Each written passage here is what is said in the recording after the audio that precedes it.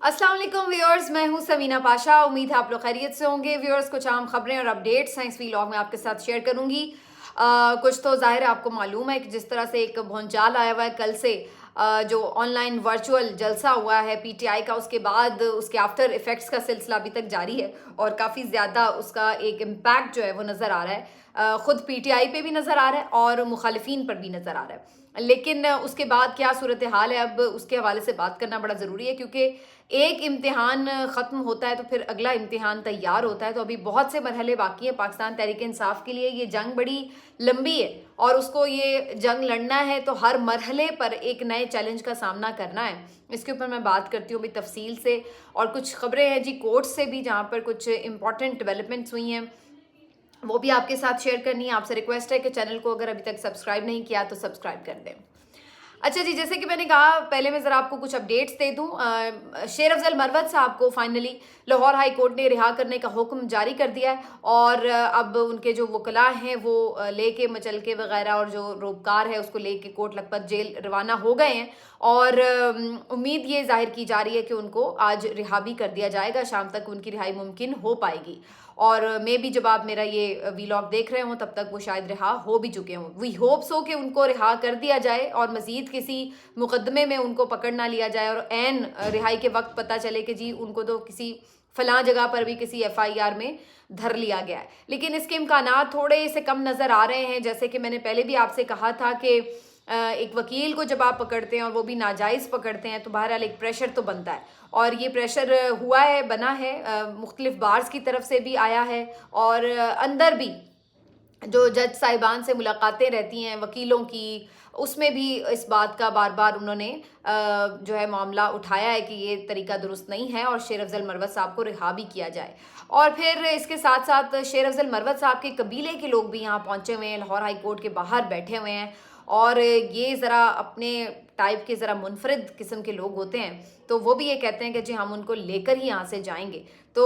अब सूरत हाल ये कि लतीफ़ खोसा साहब ने आज दलाइल का आगाज़ किया था लाहौर हाई कोर्ट में, और थोड़ी देर बाद फिर वो कामयाब हो गए कन्विंस करने में जज साहब को, और जी फाइनली उनको रिहा करने का हुक्म जारी कर दिया गया। तो वी होप सो कि शेर अफजल मरवत साहब बाहर आ जाएंगे आज। वैसे भी बड़ा फीका फीका सा माहौल लग रहा था उनके बगैर, क्योंकि शेर अफजल मरवत साहब का जो अपना एक स्टाइल है बात करने का, उसकी वजह से काफ़ी लोग एंटरटेन भी होते हैं। और फिर जाहिर है कि पीटीआई के वर्कर्स को जिस तरीके से वो मोटिवेट करते हैं, उनके लिए उनका ग्राउंड पर होना बड़ा इंपॉर्टेंट है इस वक्त पाकिस्तान तहरीक इंसाफ के लिए। तो पूरी कोशिश होगी इन लोगों की कि शेर अफजल मरवत साहब को फौरी तौर पर जेल से बाहर निकालने में कामयाब हों और वो फिर आगे अपनी जो मुख्तलिफ सियासी एक्टिविटीज़ हैं उनको कंटिन्यू कर सके। तो शेर अफजल मरवत साहब की जी ये अपडेट आपके साथ मैंने शेयर कर दी है। उसके साथ एक ख़तरनाक जो मामला है उसके ऊपर बात करनी बड़ी ज़रूरी है।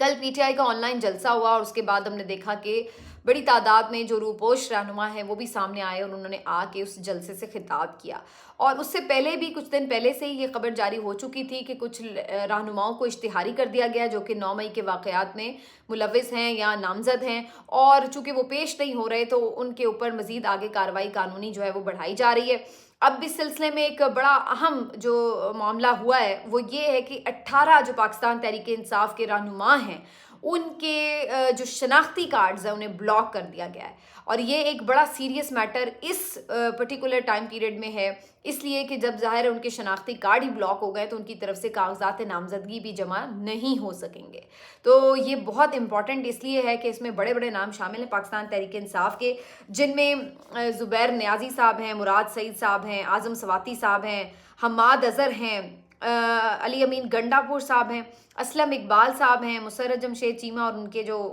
हस्बैंड हैं वो भी शामिल हैं, ग़ुलाम महीउद्दीन हैं, और भी मज़ीद कुछ नाम शामिल हैं। तो ये टोटल कोई 18 के करीब लोग हैं। अब आप देखिए कि ये हम्माद अज़हर, मुराद सईद, आज़म सवाती, असलम इकबाल, अली अमीन गंडापुर वगैरह ये बड़ी बैकबोन की हैसियत रखते हैं पाकिस्तान तहरीक इंसाफ के, बड़े लीडिंग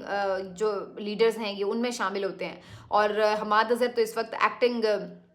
प्रेसिडेंट भी हैं पीटीआई पंजाब के और फिर सेंट्रल पंजाब के, और उधर से अली अमीन गंडापुर साहब का भी यही मामला है। तो ये बेसिकली आप लगा लीजिए कि ये फिर से एक वॉक ओवर दे दिया गया PMLN को, यानी जो पोटेंशियल कैंडिडेट हैं पीटीआई के उनको एक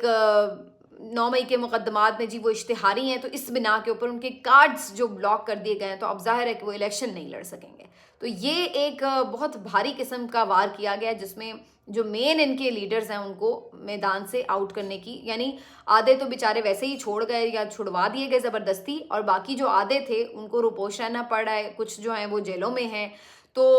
अब सूरत हाल ये है कि टोटल जो पीटीआई की लीडरशिप है, आप समझ लीजिए जो सियासी चेहरे थे पीटीआई के, उनको टोटली इन्होंने आउट कर दिया एक तरह से इलेक्शन से। और अब ये एक बड़ा इंपॉर्टेंट मामला इसलिए बनने जा रहा है क्योंकि अभी कल ही एक ऐलान हुआ था पाकिस्तान तहरीक इंसाफ की तरफ से। हमाद अजहर साहब ने वाज़ेह हिकमत अमली बताई थी पाकिस्तान तहरीक इंसाफ के टिकट्स के उम्मीदवारों के लिए, और उन्होंने कहा था कि अव्वल तो ये कि जो बिल्कुल पोटेंशियल कैंडिडेट हैं पीटीआई के, जो हल्के में हमेशा खड़े होते हैं, उनको प्रेफर किया जाएगा, प्लस वो लोग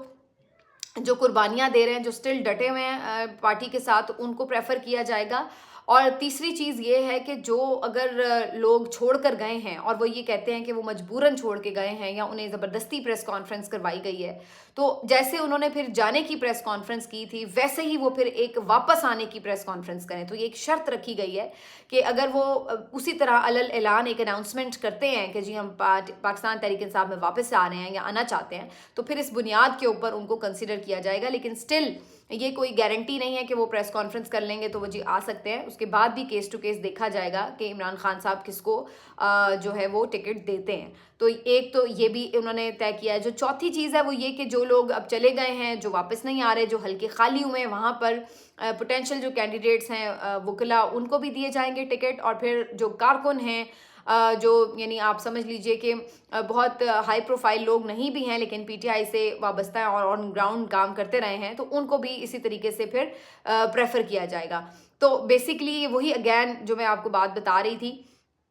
कि जो हिकमत अमली है वो ये कि जितना पोटेंशियल, उधर से जो हिकमत अमली है वो ये कि जो पोटेंशियल कैंडिडेट है, जो पीटीआई का चेहरा है, उसको बिल्कुल आउट कर दिया जाए। और इधर पीटीआई ने भी अपनी स्ट्रैटेजी ये बनाई हुई है कि जनाब उनको ज़ाहिर आइडिया है कि उन लोगों को किस तरीके से आउट करना है इन्होंने इलेक्शन में, तो वो अपनी उसकी एक काउंटर जो स्ट्रैटेजी है उसको बना के बैठे हुए हैं। अब इस सारी स्ट्रैटेजी को इस लिहाज से तो बड़ा इम्पॉर्टेंट है कि एक मिलेगा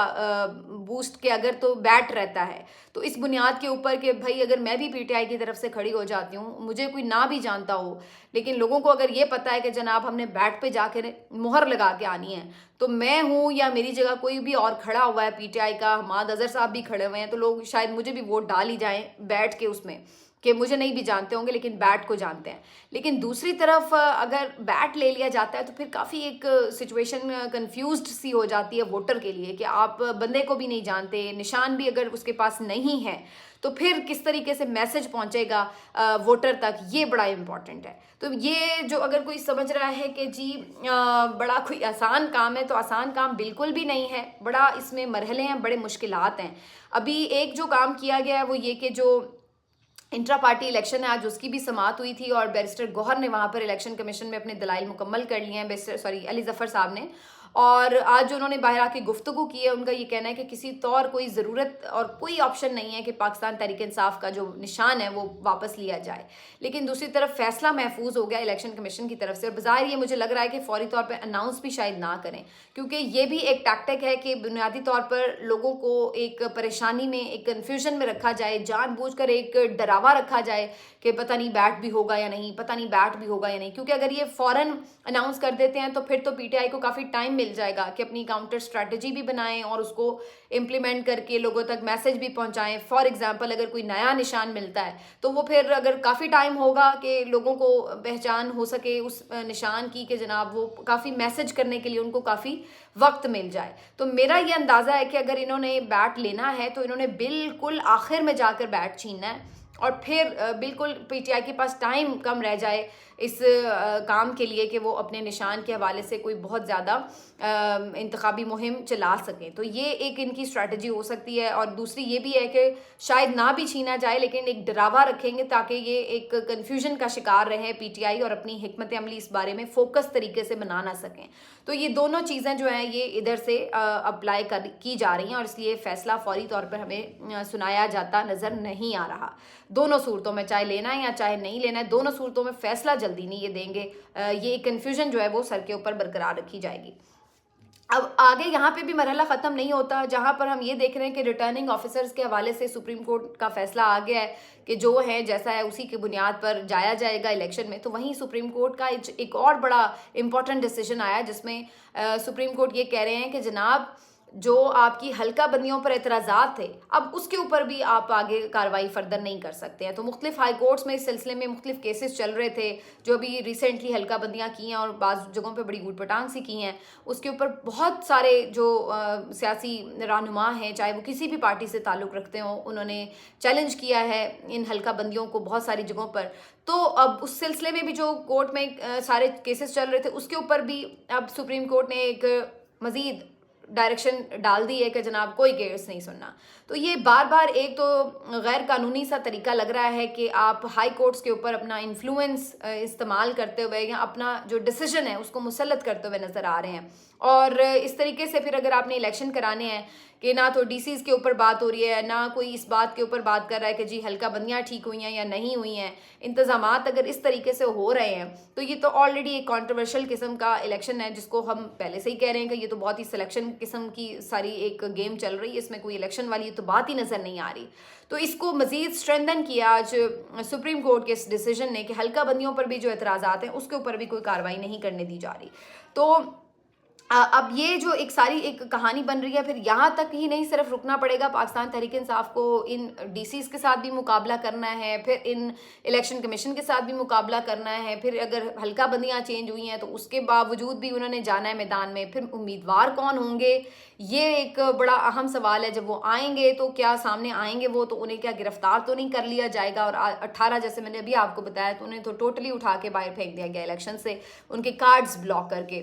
तो ये फिर चीज़ सामने आएगी। फिर उनकी जगह जो लोग आएंगे वो किस तरह खड़े रह पाएंगे। और फिर अगर ये हिकमत अमली आती है कि जी वो आज़ाद उम्मीदवार होंगे तो फिर आज़ाद उम्मीदवार के तौर पर क्या वो उस तरह से पीटीआई के पाबंद होंगे? क्या इस बात का कोई खदशा मौजूद नहीं होगा कि आज जो लोग इवन पीटीआई के सरकर्दा लीडर्स थे उनको अगर ज़ोर ज़बरदस्ती करके, उनके साथ बुरा सलूक करके, उनको अगवा करके, उनसे प्रेस कॉन्फ्रेंसें करवा के मतलब की बात निकलवाई गई है, तो क्या कल को ये जो आज़ाद लोग होंगे इनको नहीं मैनेज किया जा सकेगा? तो ये बहुत से खदशात हैं जिनको अभी पीटीआई को मज़ीद फेस करना होगा। और ये यहाँ पर अभी बात ख़त्म नहीं हो रही है, इसमें बहुत सारी अभी इफ्स एंड बट्स हैं। लेकिन आखिर में जो चीज़ आती है वो फिर आ जाके गेम जो आती है वो अवाम के हाथ में आती है। क्योंकि ये अब बड़ा ऑब्वियस सा एक मामला है। स्पीकर मोहन सिलाई साहब ने भी अपने जलसे में, जो ऑनलाइन जलसा था उसमें भी बात करते हुए यही बात की थी कि पिछली दफ़ा भी इवन ज़िमनी इलेक्शन में भी कितनी बड़ी बड़ी तादाद में इन्होंने 10-10, 15-15 हज़ार हर हल्के में जो थे वो जाली वोट डलवाए थे। इसके बावजूद क्योंकि लोगों का इतना हुजूम था, पीटीआई के लोगों का इतना वोट पड़ा कि वो फिर मैनेज नहीं हो पाया और फिर भी पीटीआई जो है वो सीटें निकालने में कामयाब हो गई। तो ऐसी ही कुछ अब सिचुएशन, बल्कि उससे भी मेरा ख्याल है ज़्यादा ज़ोरदार सिचुएशन ही करनी पड़ेगी पीटीआई के वर्कर को अगर उन्होंने अपने हक में फ़ैसले लेने हैं। अब इस सिलसिले में ये चीज़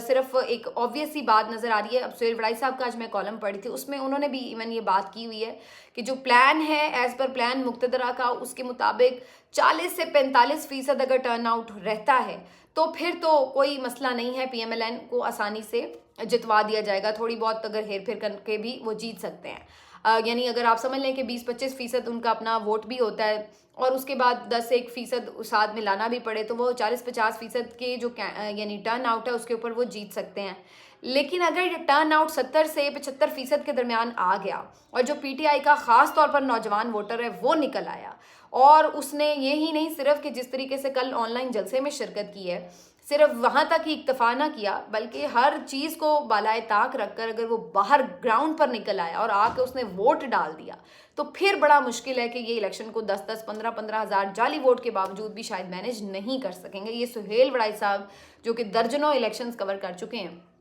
ये उनका तज्जिया है और ये एक बड़ा कॉमन सा तज्जिया है जो मेरे ख्याल है इस वक्त हर किसी को ऑब्वियस है। और ये बात वोटर और सपोर्टर को अब समझने की ज़रूरत है कि उनकी बेसिकली पावर क्या है। तो पावर आपकी सिर्फ ये है कि आपने उस दिन निकलना है और आपने वोट करना है। इसके अलावा जो अगर जो भी प्लानिंग्स होती हैं या कुछ भी तरीके से मैनेज करने का होता है वो सब चीज़ें एक हद तक हो सकती हैं, लेकिन एक हद से ज़्यादा फिर उन चीज़ों को नहीं जो है उसमें मैनिपुलेशन हो सकती, मनूवर नहीं किया जा सकता। तो ये अब पीटीआई का वोटर ऐसा करेगा या नहीं, ये एक बड़ी चीज़ है जिसके ऊपर अब सारा जो 8 फरवरी का इलेक्शन है वो रुकेगा। बाकी जो ये पीटीआई के लीडर्स के और जो स्ट्रैटेजी बनाने वालों के काम है वो अपने काम कर रहे हैं, वुकला अपने काम कर रहे हैं, लेकिन अल्टीमेटली जो वोटर है उसका